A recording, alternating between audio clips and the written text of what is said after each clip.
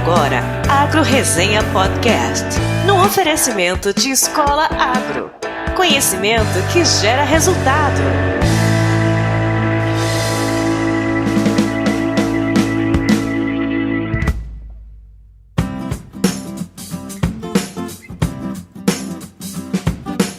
Olá pessoal, aqui quem fala é o Paulo Ozaki, seja bem-vindo ou bem-vinda a mais um episódio do Agro Resenha. Como você sabe, a porteira desse podcast não tem tramela para quem busca se informar sobre assuntos ligados ao agronegócio.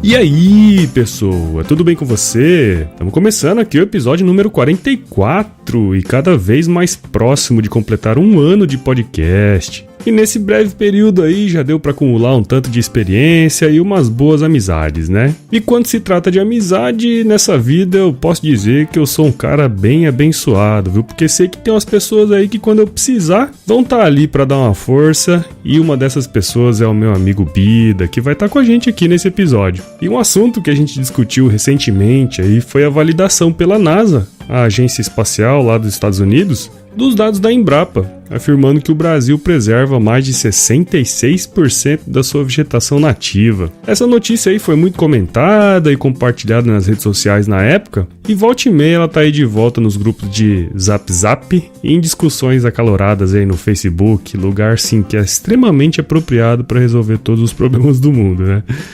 Dentre as informações divulgadas pela NASA estão algumas coisas bem interessantes. Uma delas é que o Brasil, suposto campeão mundial do desmatamento, utiliza apenas 7,6% da sua área para agricultura, enquanto a maior parte dos países utilizam entre 20% e 30%. Vale ressaltar que os países da União Europeia usam entre 45% e 65% das suas áreas para agricultura, enquanto os Estados Unidos mais ou menos 18,3%, China 17,7% e a Índia míseros 60,5% de toda a sua área para agricultura. Outra coisa bem legal presente nesse estudo aí é que a soma da área cultivada por França e Espanha é equivalente à área cultivada no Brasil inteiro, cara. Sim, meu amigo. Ao somar os 31,8 milhões de hectares de agricultura do país da baguete, com os também 31,8 milhões de hectares do país das touradas, dá quase os 64 milhões de hectares cultivados no Brasil inteiro.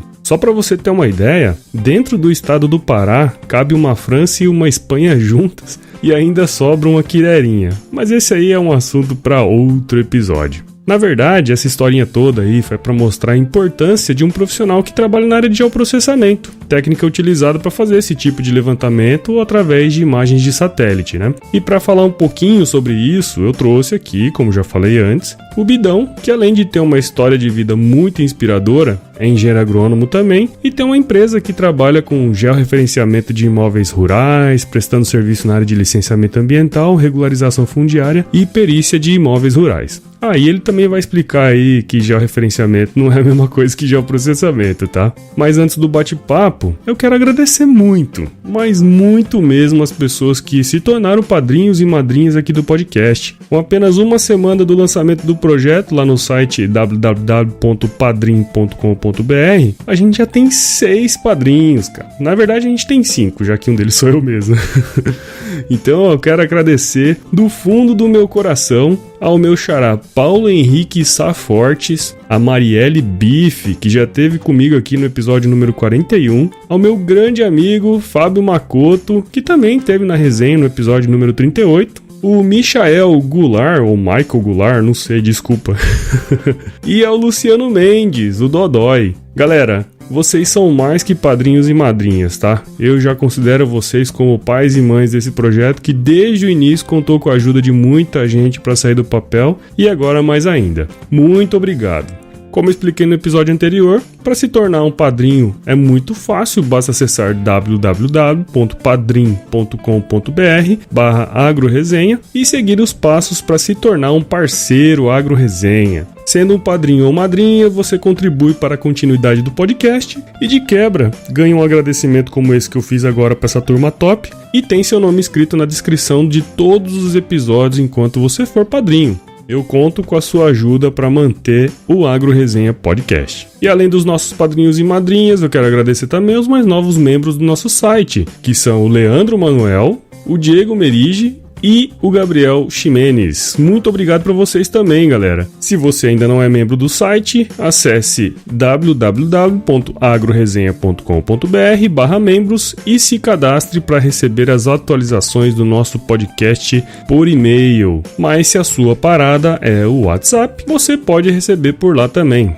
Basta acessar bit.ly/agro no Zap Zap, mandar a mensagem automática que aparecer por lá que você vai entrar na nossa lista de transmissão. E para finalizar, não se esqueça de visitar a nossa lojinha de camisetas. Lá você encontra várias estampas sobre o agro e além de ajudar o podcast, para cada camiseta vendida pela plataforma Montink, ela garante um prato de comida para quem precisa. Eu agradeço muito se você puder ajudar.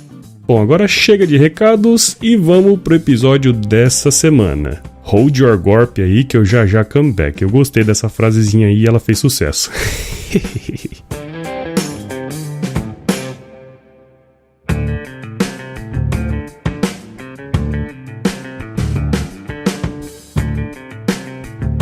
Bom, pessoal, então tô aqui de volta com o meu grande amigo Cleomar Nunes do Amaral, também conhecido como Bida, né, Bidão? É isso aí, o próprio. Bidão é amigão meu já há muito tempo, mais de década, né, Bidão? A gente estudou junto na época do colégio e trouxe ele aqui hoje para falar um pouquinho sobre a profissão dele, sobre ele e dessa vida da amizade nossa aí, né, cara, que já dura aí muito tempo, né, meu? É isso aí, já são algumas vidas, né? Tipo, você imagina. Nossas filhas estão agora o quê? A sua tá com 6 meses? 5 meses? 4 meses? A minha tá com 7 meses. Agora você pega os 13, 14 anos de amizade e divide por 7 meses, já dá alguma coisa, dá, né? Uma historinha já, né, cara? É verdade. Muito bom. Então, pessoal, o Bida, ele é engenheiro agrônomo também, formado aqui pela Universidade Federal de Mato Grosso. Faz parte da gangue. A gente traz os amigos, mas traz também só os parça, né, cara? É, exatamente. Bidão fez pós-graduação também, né, Bida? É isso aí. Na parte de... Como é que era mesmo? Georreferenciamento de imóveis rurais. Georreferenciamento de imóveis rurais. Hoje o Bidão tem uma empresa. E, cara, conta um pouco sua história pra gente aí. Seja bem-vindo ao Agro Resenha Podcast. Bacana, Paulo. É um prazer muito grande estar falando com você aqui. Eu sou um fã do Agro Resenha. Desde o primeiro episódio a gente escuta o Paulo e com certeza aí a gente assimilou muito aprendizado. E hoje pra mim é um prazer estar aqui fazendo parte desse time, né? Fazendo parte da equipe aí do Agro Resenha e contar um pouco da minha história. O Bida, cara. O Bida, ele nasceu num bairro da periferia de Várzea Grande, né? E assim, eu costumo dizer que o meu gosto pela profissão, pelo campo, pelo mato, pelo agro, já vem desde essa época, né? Porque existia um terreno baldio muito grande, assim, ao lado da onde a gente morava. E eu saía de casa pra brincar e ia pro meio do mato. Ia pro meio do mato caçar passarinho, soltar pipa, correr atrás de bicho. Então, desde essa época, a gente já tem esse contato com a natureza, né? E sem falar também que a minha família, por parte de mãe, são sitiantes, né, na região de Jangada, aqui no estado de Mato Grosso.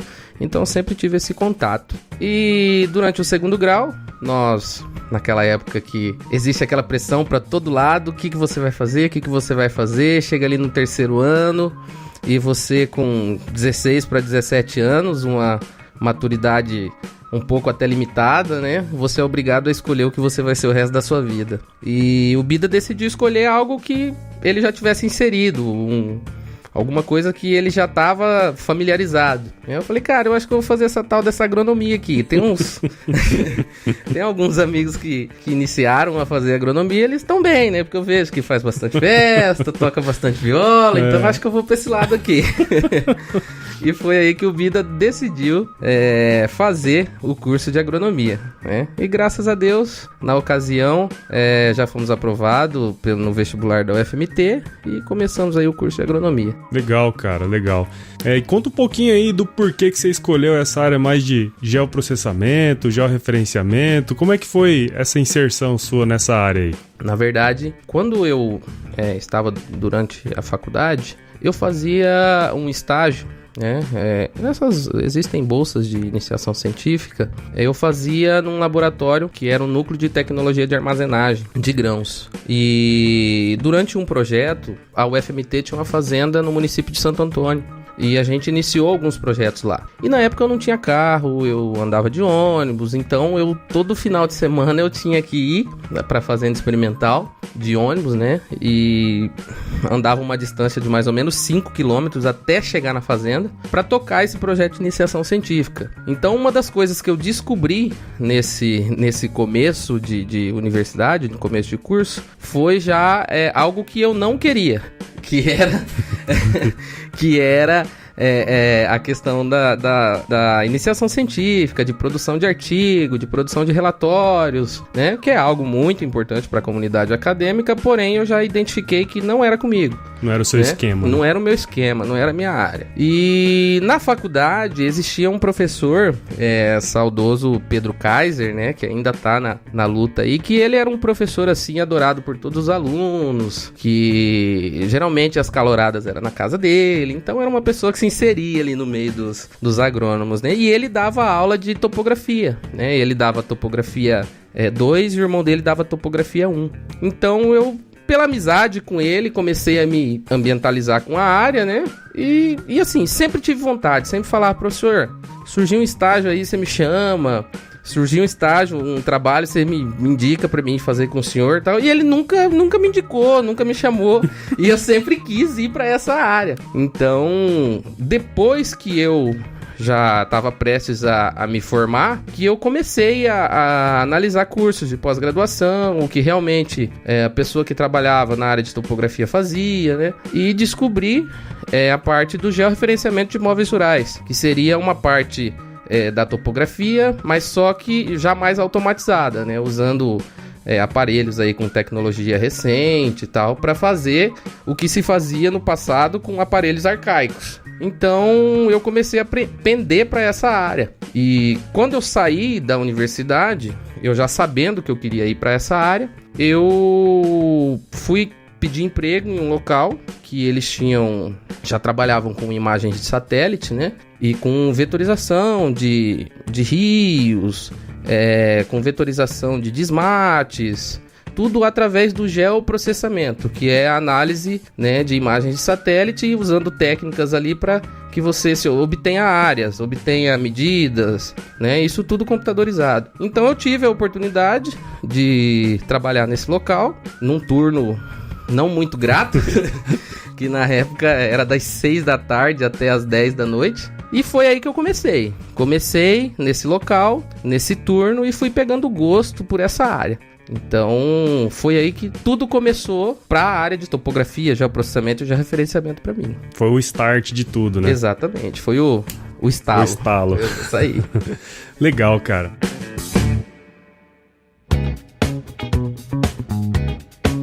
Eu tinha prometido pra você que a gente ia tomar uma cerveja hoje, né? Mas acho que ontem não foi um dia muito bom pra nós, né? Exatamente. Hoje nós estamos tomando um tereré aí, ó. Dá uma escutada aí. Ainda tomei baixinho pra não fazer barulho. Tererézinho é sempre bom pra dar uma recuperada na ressaca, né, velho? É isso aí. Líquido precioso, água. Cara, eu queria entrar num outro assunto agora que eu acho interessante e é legal também as pessoas que estão escutando a gente entender, que eu acho que é esse processo de formar uma empresa, né, cara? Eu lembro lá na época que a gente começou a fazer agronomia, eu lembro de um dia que tava eu, você e o Nimar, não sei se você lembra que a gente foi lá na fazenda dele e que você falou assim, cara, eu quero ter uma empresa minha. Eu queria ter uma empresa que eu fosse o dono e eu pudesse fazer as coisas do jeito que eu acho que é certo, né? E, cara, eu queria que você contasse, compartilhasse com a gente essa experiência de ter formado uma empresa, né? Hoje você já tem aí quantos anos já de empresa? No ano que vem a gente faz 10 anos. 10 anos de empresa já, né, cara? Exatamente. Você e o Rui, né? Cara, conta pra gente um pouquinho dessa experiência sua, porque tem muita gente que eu acredito que escuta a gente que um dia quer ter a própria empresa, mas não sabe muito bem ainda quais são os perrengues que tem que passar, né, cara? Com certeza, aí ouvindo a nossa história, ou ele se apaixona de vez, ou então ele vai fazer como eu fiz na época de faculdade, vai ver que não é a praia dele, né? Rapaz, na verdade, eu sempre tive esse tino empreendedor. Eu nunca pensei em ser funcionário. E era coisa assim que a gente não se identificava. E quando eu me formei, né, eu já até adiantei um pouquinho naquela questão anterior de quando eu peguei o gosto pela minha área, algo que me ajudou foi que eu levei alguns nãos logo depois de formado. Porque assim, mesmo sabendo que eu queria ser empresário, existe aquelas coisas que a gente faz porque tá no protocolo a gente fazer. Tipo, a gente formou, a gente tem que procurar emprego. Tem que trabalhar, né? Tem que trabalhar, você entendeu? Tipo, como que eu vou abrir uma empresa se eu não sei nada? Uhum. Então, o meu primeiro passo foi esse. Fiz alguns processos seletivos, né? Fui para algumas cidades, cheguei de ir até para São Paulo, num processo final de uma multinacional. Depois fui para Paulínia também, num outro processo de outra multinacional, e recebi alguns nãos, né? E nisso eu já estava trabalhando naquela empresa, naquele turno das 18 até as 22, né? E veio a coincidência de um amigo também de infância, né? Que hoje é meu sócio, o Rui, engenheiro florestal. Ele saiu de uma empresa que ele já trabalhava há um ano mais ou menos, uma reflorestadora. Ele falou: Bida, é o seguinte, eu tô querendo alugar uma sala, né? Pra começar a trabalhar por conta, pra começar a prestar serviço e tal. E eu queria ver se você quer vir aí. Quer vir comigo? Quer trabalhar junto, né? Eu falei, bom, eu não sei fazer nada, eu tô começando agora, eu tô indo agora pra essa empresa pra me aprender a trabalhar com o que eu quero trabalhar nessa área, mas a área com a qual ele trabalhava, que já era a área de licenciamento ambiental, essa área florestal, casava com a área que eu queria atuar, que era a área de georreferenciamento de imóveis rurais, de regularização fundiária. Então casou as nossas vontades e casou a ocasião dele estar saindo do emprego e estar procurando uma sala para trabalhar. E nesse meio termo que ele me chamou, a gente estava até olhando algumas salas, um amigo nosso, ele já tinha uma sala montada, mas ele ainda estava no emprego, ele tinha recém passado na OAB, né? Era advogado. E ele ainda estava nesse emprego e não estava usando a sala que estava formada. Ele falou, olha, vocês se quiserem usar a sala enquanto eu não estou usando, vocês têm aí uns 6 meses aí para vocês organizarem a vida de vocês. E foi o nosso primeiro endereço. Ali surgiu o nosso nome, surgiu a nossa logomarca, né? Surgiu o nosso hall de serviços. Todo nessa primeira oportunidade de estar em um escritório. E até então, nesse momento, a gente não tinha ideia do que isso ia virar. A gente sabia que a gente estava ali para trabalhar, queria prestar serviço, um com pouca experiência e o outro com nenhuma, né? Mas a gente tinha vontade.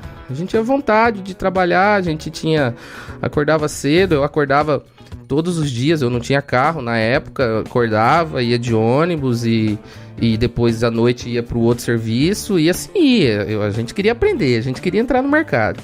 E acabou que dali também já apareceram alguns clientes que inclusive estão até hoje conosco, né?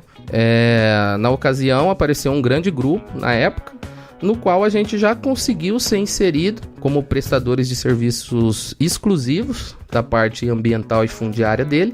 Inclusive até hoje nós prestamos esse serviço para ele.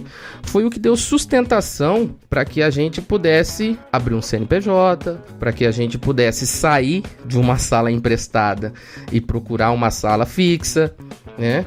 Então as coisas foram acontecendo. Eu costumo dizer que quando a gente iniciou, nós não planejamos que fosse daquela forma, mas queríamos muito que fosse daquela forma, né? Você entendeu? E o destino organizou tudo, nos colocou bons clientes, né, à nossa frente, e nós também correspondemos, né?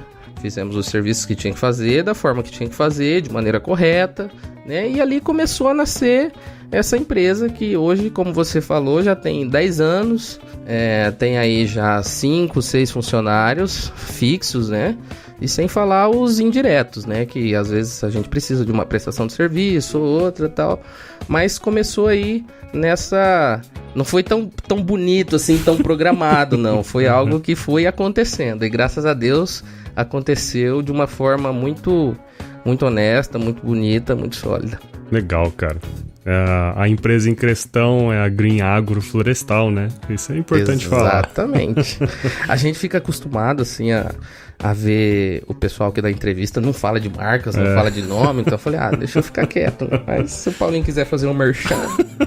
Mas nunca, não tem problema, né? É bom demais.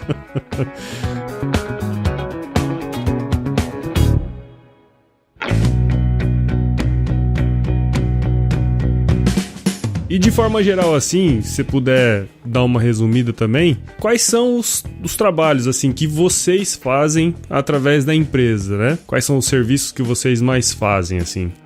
Hoje a nossa empresa, ela trabalha com todo o processo de licenciamento ambiental, né? Dentro dos órgãos como a Secretaria de Meio Ambiente, como o IBAMA.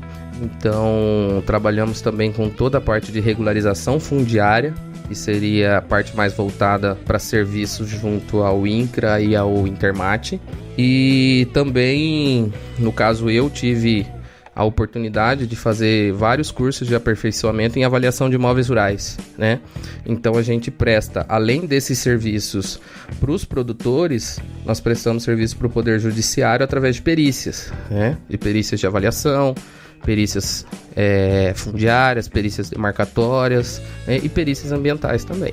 Legal, cara. Isso é uma coisa bem interessante, né?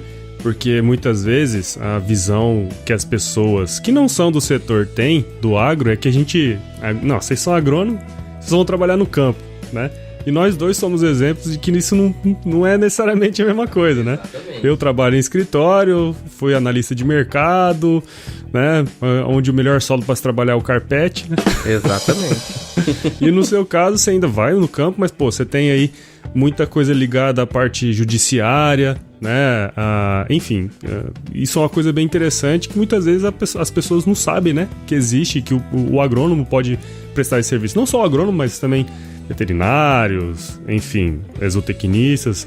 Eu acho que isso é uma coisa legal, né, cara? Exato. Qualquer pessoa que ela seja expert em determinado assunto, ela pode ser um perito, né? Ela não faz, vamos dizer, faculdade de perito, né? E nós, com a nossa experiência ao longo dos anos, desenvolvemos aí grandes serviços, né, para a comunidade, e esse reconhecimento vem de forma que magistrados acreditam que o nosso trabalho é um bom trabalho. Então, o perito, ele nada mais é que um assistente do juiz para tomar determinadas decisões, né? Quando ele for fazer uma decisão, ele está embasado por uma parte técnica. E nós, como já vinha prestando aí um bom serviço para a comunidade, tivemos esse entendimento de que a gente também poderia auxiliar os magistrados nessa questão de estar facilitando o entendimento de uma parte técnica. Né? Mas a questão do campo, como você disse, a gente também vai pro campo bastante, né? Eu costumo dizer que a gente bate o escanteio e corre para cabecear. Só não faz a defesa ali ainda porque não tem como, mas a gente faz tanto a parte do campo e é ali onde mora todo o detalhe do nosso serviço, mas a parte de escritório também é muito grande, né? Porque a gente tem que... esses processos são todos, vamos dizer, burocráticos, né? Tanto o processo de licenciamento, quanto o processo de regularização fundiária, quanto os processos periciais. Então a gente tem que estar com o campo aliado ao escritório e aliado à tecnologia também, para prestar um serviço de excelência, um serviço bacana. Legal, cara. E eu queria ir para um outro assunto aqui, a gente até comentou um pouquinho. E esse assunto, na verdade, tem tudo a ver com o que você faz, né? A área de geoprocessamento, que foi um resultado que há pouco tempo aí a Embrapa lançou e depois a própria NASA lançou também, né? Que mostra, dentro do uso do solo hoje no Brasil, que mais de 60% da nossa cobertura é de floresta ainda, cara. E não utilizado para a agricultura, né? E mata intacta. Mata intacta. Primeiro, explica um pouco como que a turma faz isso, através do seu olhar técnico. E se você quiser ter algum comentário também, fica à vontade. Não, beleza. Só colocar alguma coisa que eu lembrei aqui na época. Tinha um professor nosso de extensão rural que ele dizia: vocês estão fazendo parte da última etapa da colonização do mundo de áreas que ainda não são exploradas por pessoas. Sim. E realmente, se a gente for... quem tem o Google Earth, quem tem acesso à internet, consegue ver que grande parte do verde do mundo está no Brasil. E existem alguns entendimentos por parte da comunidade que o agro desmata, o agro destrói a natureza, destrói rios, e não é o que a gente vê, né?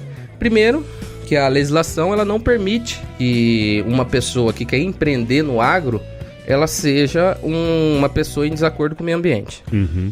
Hoje em dia, se ele quiser tomar financiamentos, se ele quiser auxílio por parte de alguma instituição financeira, provavelmente a primeira coisa que vão pedir para ele é o licenciamento ambiental. E nesse licenciamento ambiental, é exigido dele que ele tenha reserva legal, nas proporções da lei, né? E que ele tenha as áreas de preservação permanente, que são os entornos dos rios, lagoas e cursos d'água, preservadas. Ou seja, não há como o produtor brasileiro ser um degradador da natureza. Lógico que existem áreas de abertura? Existem, mas existe uma legislação para isso, né?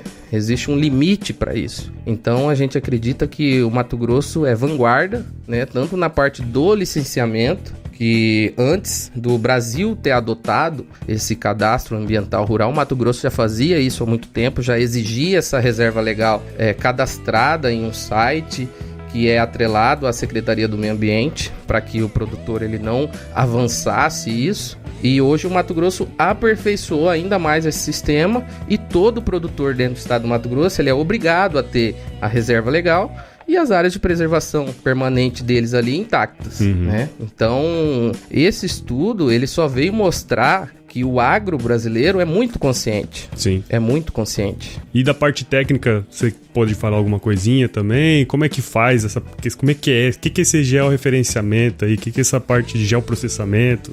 Na verdade, assim, a gente fala de geoprocessamento e georreferenciamento, mas são duas coisas totalmente diferentes, né? Inclusive, quando você digita no Word, ele não tem correção. Eles não estão no dicionário, né? Mas o geoprocessamento, ele seria aí o uso de técnicas, né, como fotointerpretação, para que você tenha dados de imagens de satélite. Por exemplo, você quer extrair a rede de bacias de determinada região, bacias hidrográficas. Então, através de técnicas de geoprocessamento, você vai estar extraindo esses dados. O georreferenciamento já não. O georreferenciamento, como o próprio nome já diz, é você dar referência a um produto geográfico através de sistema de coordenadas, né? Que são vários sistemas que existem no mundo, mas você vai estar dando referência a um produto cartográfico, a um produto geográfico, né? Referências com coordenadas. Acaba que pro licenciamento ambiental e para regularização fundiária, você utiliza as duas técnicas, né? Você utiliza geoprocessamento, você utiliza georreferenciamento, para que você possa fechar aí um mix de técnicas para estar entregando esses produtos de licenciamento ambiental, de regularização fundiária. Não tem como você trabalhar num escritório com esses produtos, né? Regularização fundiária e licenciamento ambiental, sem aplicar técnicas de geoprocessamento e georreferenciamento. Até o estudo aí da Embrapa provavelmente usou técnicas de georreferenciamento, geoprocessamento, isso aí, para fazer, né, exatamente, os dados de uso do solo ali, né? Exato, deve ter usado fotointerpretação, aerofotogrametria, para estar tirando esses produtos. Isso são técnicas de geoprocessamento. Legal. Aliados a técnicas de georreferenciamento, que com certeza eles atribuíram coordenadas para aqueles produtos. Legal. É isso aí. Essa é a diferença, então, entre geoprocessamento e georreferenciamento. É mais ou menos. Mais ou menos, né?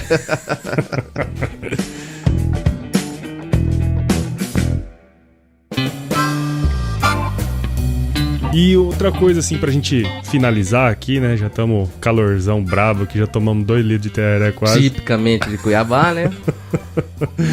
Cara, queria que você falasse um pouquinho, se você fosse dar algumas dicas para as pessoas aí que estão escutando a gente, o que você daria? O que a pessoa tem que ter para seguir a carreira nessa área?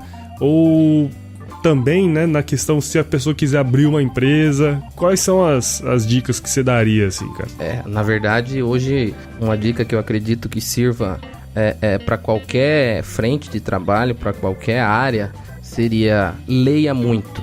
Leia muito, muito, muito antes de decidir qualquer coisa. Até um tempo atrás, a gente não tinha tanto material disponível para a gente pesquisar a respeito das coisas que a gente queria, né? Com certeza você fez um trabalho na época de criança na Barça. Sim. Né? Hoje em dia não existe Barça, hoje em dia é o Google. Então, assim, a informação ela tá na sua mão, a informação ela tá na sua frente, em tempo real. Então, você não tem desculpas para ser uma pessoa desinformada. Sim. Então, antes de qualquer tomada de decisão para a área que você quer ir, ou se você quer montar uma empresa, seria leia. Leia, com certeza existem N materiais, vídeos e podcasts com dicas aí de como você procede para abrir uma empresa. Porque assim, cara, fala bem a verdade, abrir a empresa é fácil. Você vai ligar para um contador, ele vai te fazer um contrato social, um CNPJ, maravilhoso. Mas gerir a empresa... Esse é o ponto, né, cara? Aí é que... O bicho pega, aí você vê que o buraco é mais embaixo.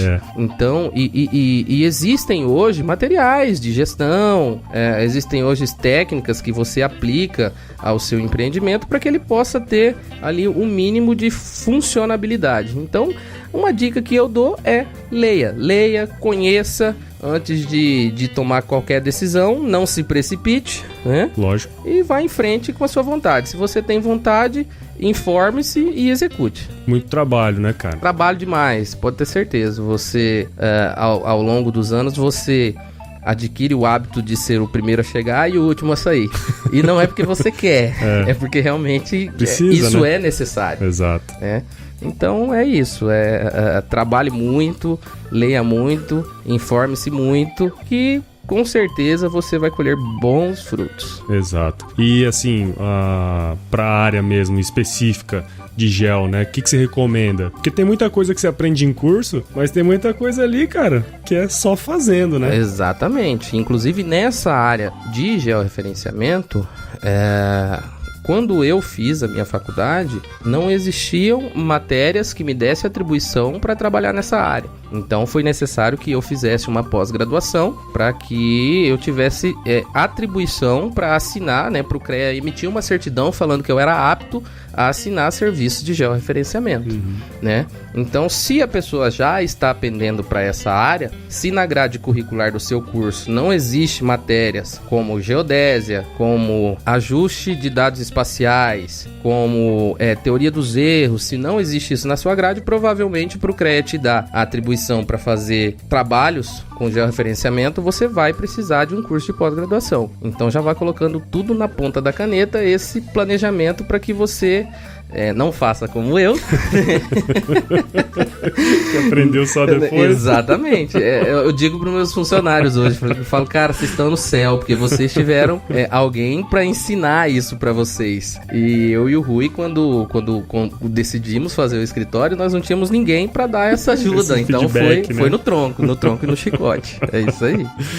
Legal, cara. Pô, Vidão, já queria de cara, bicho, te agradecer por você estar aqui comigo aqui nesse projeto e que as pessoas que escutaram a gente hoje aqui tenham aprendido alguma coisa relacionada a geoprocessamento, georreferenciamento, ou coisa desse tipo. E também, né, que eu acho que é uma experiência muito válida, em como abrir uma empresa, como gerir uma empresa, né, que é o mais importante, cara. Saber que não é só a vontade, né, é o trabalho, né. Na verdade, 99% é suor, 1% é inspiração. Exatamente. Né? Então, obrigado e parabéns pelo seu trabalho, cara. Ô, Paulo, eu que agradeço. Eu fico muito feliz de ver a sua evolução, que a todos os anos aí vem nos mostrando uma pessoa super competente, uma pessoa super dedicada. Eu também fico muito feliz de fazer parte desse projeto junto com você e desejo aí que esse projeto cresça e cada vez mais atraia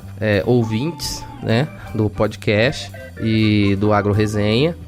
E que Deus continue abençoando o seu caminho aí, para que todas as suas vontades, todos os seus anseios sejam atingidos aí ao longo da sua caminhada. Eu que agradeço, fico muito feliz também. Valeu, obrigado. E cara, e quem quiser te seguir, se é que tem alguma coisa nesse sentido, né? Ou sei lá, às vezes até saber um pouquinho mais sobre georreferenciamento, sabe? Entrar em contato com você, como que as pessoas podem fazer, cara? Tem um WhatsApp. WhatsApp não, tem né? Tem também. Mas quiser redes sociais, essas coisas assim, né? Paulinho, nós temos a rede social, a minha rede social pessoal, ela é atrelada à minha rede social profissional, né? Então, para quem quiser saber um pouco mais, ou para quem deseja aí falar com a gente a respeito dos assuntos hoje discutidos aí, ou qualquer outro assunto que a pessoa queira, pode me procurar no Facebook e no Instagram como Bida Amaral, tá? É só trabalho, né, cara? Exatamente. É casado, exatamente. No âmbito profissional. Bida Amaral, Instagram e Facebook. Muito bom, Bidão, muito bom. E como é de praxe, pra gente acabar aqui esse bate-papo, se você tiver lá fazendo os levantamentos de campo, e se chover, cara? Se chover, pode ter certeza que eu não vou molhar a horta. Muito bom, muito bom.